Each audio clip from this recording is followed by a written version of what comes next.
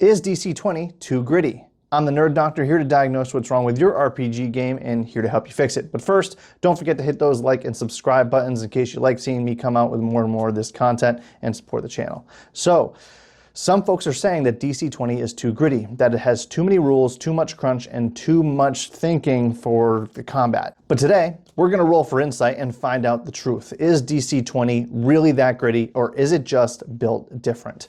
So, when you say that a game is gritty, what is grit? They usually mean that it is overburdened with rules, more charts than choices, more math than magic, and a game that makes you feel like you need a PhD in order to pick the class.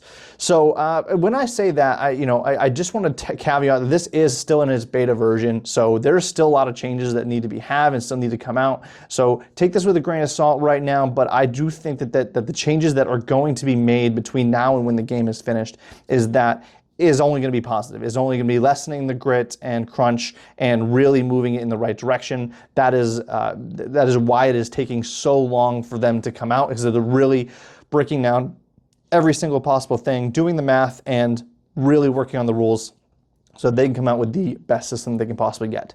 But let's just go through a couple of examples, and these are all systems that I have either played or read in detail about. So Pathfinder, a crunchy buffet of +2 modifiers and conditional feats. A Song of Ice and Fire RPG, bleed on your sword, roll for tetanus.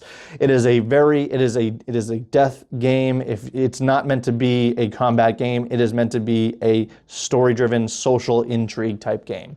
Deathbringer, grimdark edgelord mode. Grit is its personality, but grit does not always equal depth. A game can be rich and layered without dragging its players through a PDF purgatory. So DC20 gives you options, tactics, customization, but it's all clean, modern, and easy to follow. So let's break it down. Action points more than action economy. No more trying to remember if you have a bonus action, reaction, swift, or sneeze action. You get 4 action points, use them how you like. There's a lot of options in there, and that's probably one of the biggest critiques there. We've got grit points, mana points, stamina points, and other things to keep track of if you've got key points and other things like that, depending on what class you are. Defenses are one of those things that is quote unquote the grittiest part of the game. Instead of an armor class, you have a physical defense and you have an area defense. And on top of that, you have your saves. Now, unlike D&D and other games, it's not like it automatically happens and you save or attack. It's not these two options. So in that aspect, I do think it does simplify things, meaning that no matter what, you're making a roll. If you are casting a spell, you are making a roll. If you are attacking someone, you are making a roll. Now, if you are trying to apply a maneuver or a spell effect or condition, then the target is going to make a save, but it's always made in this order: attack, save, that's it. So it makes sense in that kind of particular order. Build customization, absolutely. Spreadsheet brain, no. With talents and path points, you can build exactly what you want. An intelligent barbarian who's also a sword-swinging brute with healing magic, go for it. You can build it. DC20 is like a well-seasoned steak. Tender, juicy, but with a nice crispy edge. It's not raw rules and it's not burned to death by bureaucracy. Let's compare it to some of the competition out there. In D&D 5e, let's just face it, there's a lot of game-breaking rules.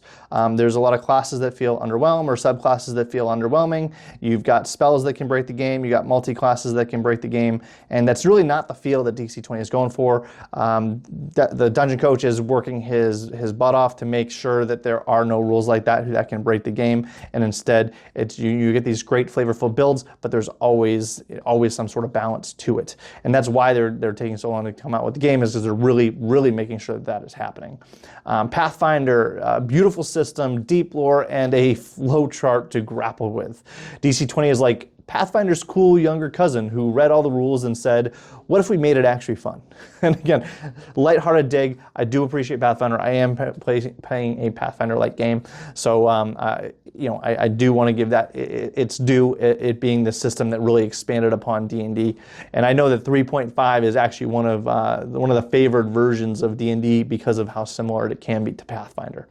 Daggerheart is easy to learn and narrative forward, but lacks the weight for long campaigns. DC20 lets you role play and roll hard. And again, I'm speaking with a little bit of grain of salt here. I have not played Daggerheart, so but I do know it is narrative heavy. And to that respect, I will say this: the most important part of your RPG game is the story. What gets people to stay engaged is not the mechanics. What gets people to stay engaged is the story. And so with that respect, Daggerheart hits the ball out of the park in trying to really make a narrative game. Now there's some game mechanics there that I disagree with, as you can find that in any system. But yeah, the only thing that I'm trying to argue here for DC20 is that I want a system that has this level of a balance between driving that narrative story with really cool mechanics, because I do think that the type of mechanics play a huge role in the game. Deathbringer and Draw Steel are both high on the grit, edge, and lethality. DC20, it's not grimdark, it's grim tactical. You can die, but you won't trip on a pebble and bleed out because you forgot to rest. ICRPG, probably one of the biggest sources of my initial, I made a combination Frankenstein of ICRPG and Iron Sworn, which is a DM-less type game, but a combination between those two and the Mythical GM emulator is kind of like my personal one. So real quick, props to all of these game designers who saw where D&D was going and decided to make their own system, their own version of what they think would be the most fun. Because I think having more out there just creates more opportunity and more interest in the game in general. But back to ICRPG, DC20 takes ICRPG's accessibility, but adds a meaningful mechanical choice. No index card simplicity here, but no encyclopedia either. So here's the kicker. Why does DC20 feel gritty right now? Again, it's in beta. DC20 feels gritty because it respects your intelligence. You have to think, plan, and synergize. The monsters don't just sit there and drool. They will dunk on you if you're sloppy.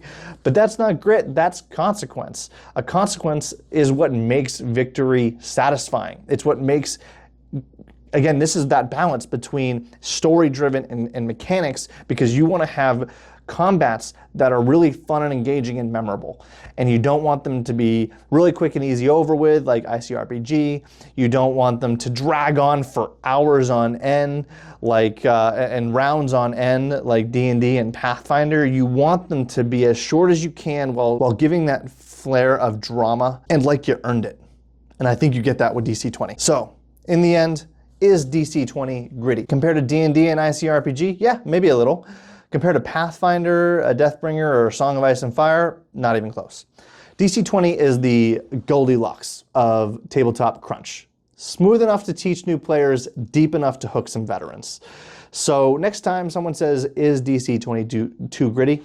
Show them this video. Stay clever, play smarter, and don't forget to hit those like and subscribe buttons to keep me coming out with content for this channel. And again, don't forget to keep an eye on my descriptions, as I will be coming out with, like I said, play mats, monster cards, spell cards, and whatnot to help you enhance your games and make them easier to play, and soon to be surprised as soon as I finish it up.